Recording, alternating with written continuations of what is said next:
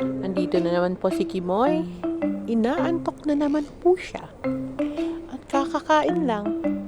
Ganyan talaga ang little boy ko. Not so little boy. Oh, yun na. Antok ang bebe na yan. Oop! Ay, naku. Hindi na talaga kaya, mami. Oh, wala na. Tulog na talaga si Kimoy. Habang nanonood ng TV, ito, nakatulog na. Busog kasi, sarap ulam ni Dodong. Ayan, isa pa to. Tulog na naman siya. Ayaw niya talaga magpabuhat.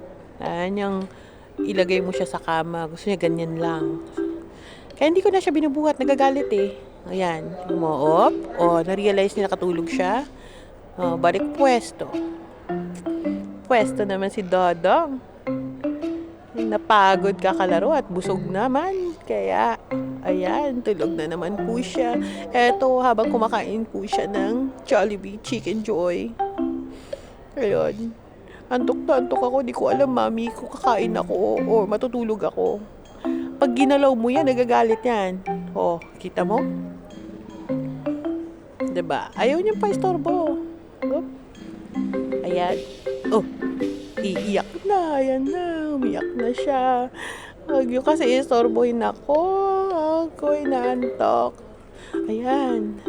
Ganyan siya. Pag nanonood ng TV, at lalo na busog, ayan. Antok-antok. Eto, wala na. Knockdown na talaga si Kimoy. Ayan, ebidensya pa yan. Kakakain lang yan, may ebidensya. Yan yung anak ko.